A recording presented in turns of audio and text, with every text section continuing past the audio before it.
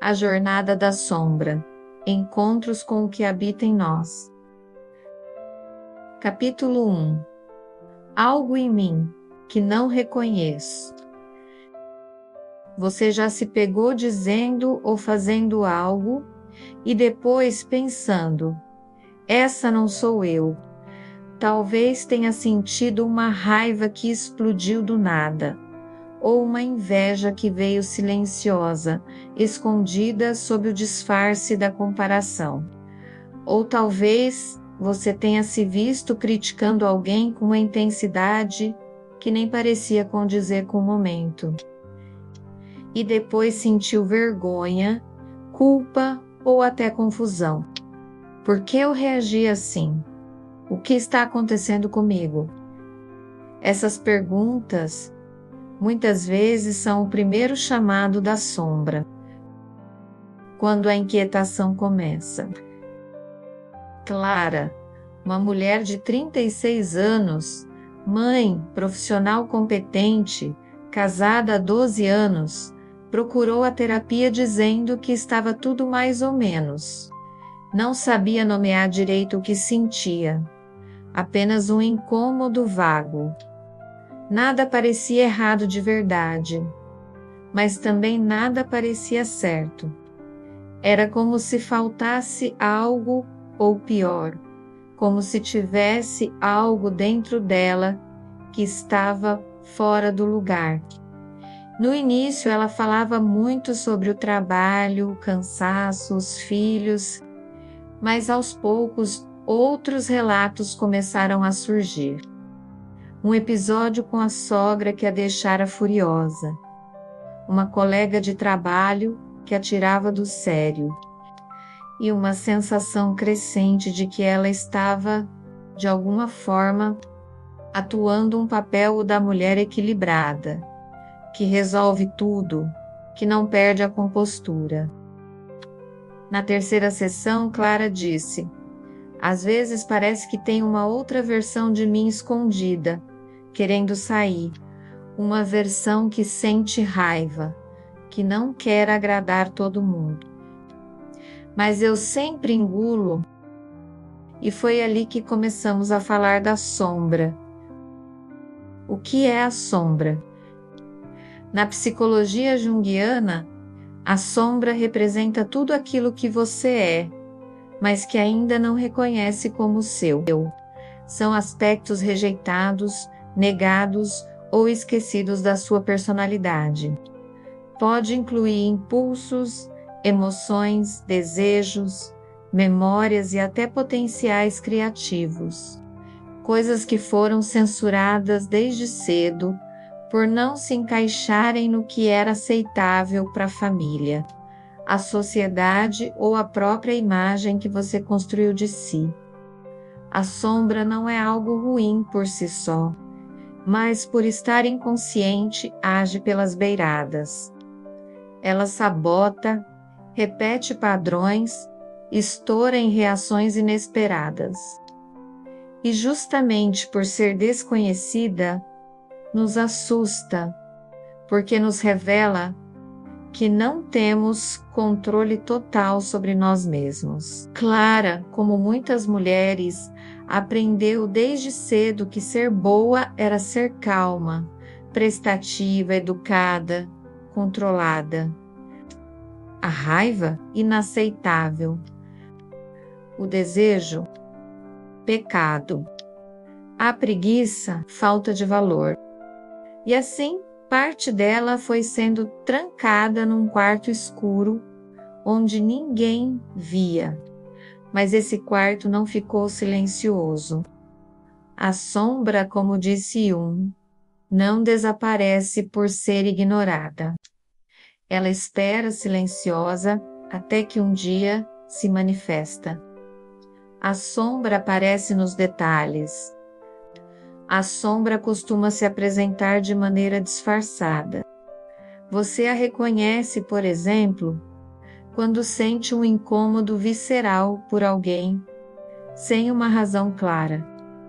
Ou quando repete, sem querer, um padrão de comportamento que jurou evitar. quando projeta em outros aquilo que não quer ver em si mesma, ou quando, em momentos de crise, sente que perdeu o controle.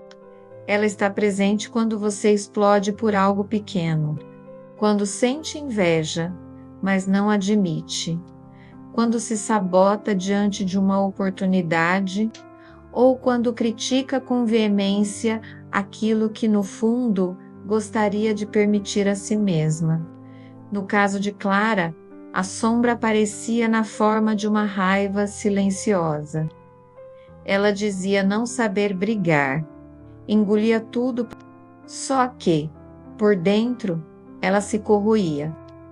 Até que, em um episódio aparentemente bobo, um comentário da sogra sobre a comida do almoço, ela explodiu, gritou, chorou, bateu a porta e ficou dias remoendo culpa. No fundo, a raiva da sogra era apenas o pavio. O incêndio vinha de anos acumulando sentimentos que ela nunca se permitiu sentir.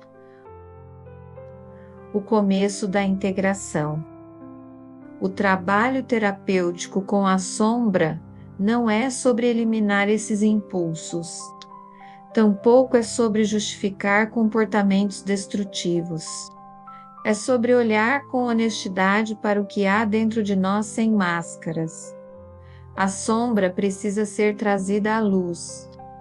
Mas isso não acontece de forma rápida ou direta. Não é como abrir uma gaveta e esvaziá-la de uma vez. É um processo delicado, que exige coragem e acolhimento.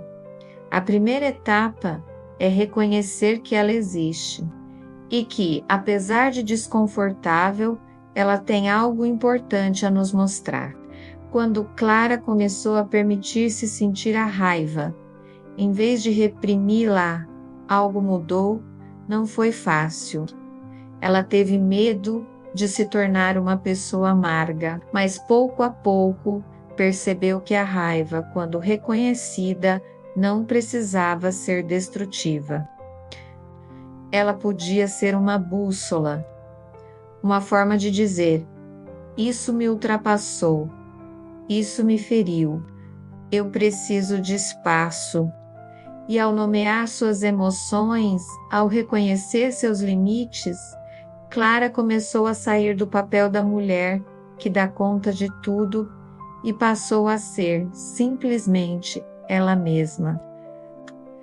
Não é só sobre o que escondemos, mas sobre o que esquecemos. A sombra não abriga apenas aquilo que foi reprimido, por ser feio ou errado. Às vezes nela estão talentos adormecidos, potências que não foram incentivadas, cores que você aprendeu a não usar.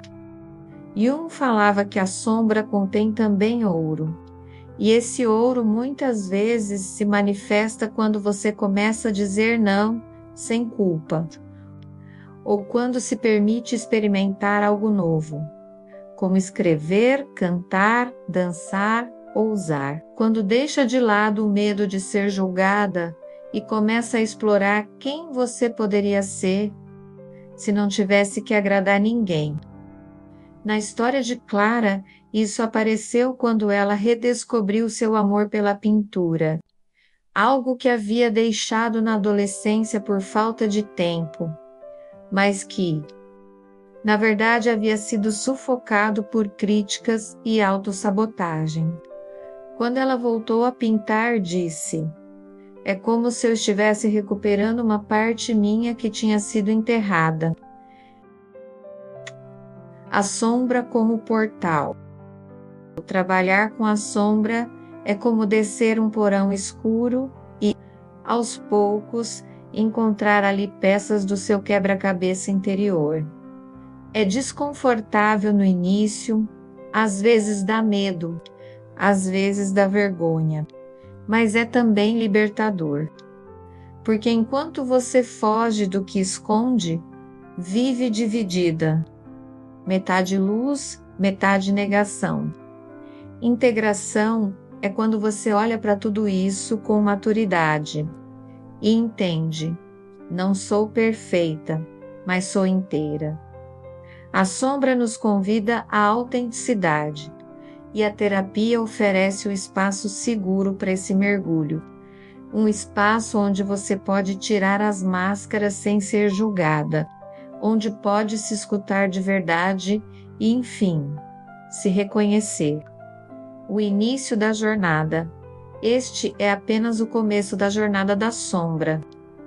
O primeiro passo é perceber que existe algo em você que está tentando se manifestar, não para destruir, mas para reconstruir. Não para te afastar de quem você é, mas para te devolver a si mesma. Na próxima etapa, vamos entender melhor como essa sombra se projeta nos outros e como ela interfere nos relacionamentos, nas escolhas e nas emoções que muitas vezes julgamos exageradas, mas que na verdade são mensagens do inconsciente pedindo atenção. Porque às vezes o que incomoda no outro é só um espelho apontando para dentro. Se esse episódio tocou algo dentro de você, curta, compartilhe e se inscreva para continuar acompanhando a série. A Jornada da Sombra. No próximo capítulo, vamos falar sobre as projeções emocionais, quando a sombra que não reconhecemos em nós aparece nas pessoas ao nosso redor. Prepare-se para descobrir como o mundo exterior revela os segredos do nosso mundo interior.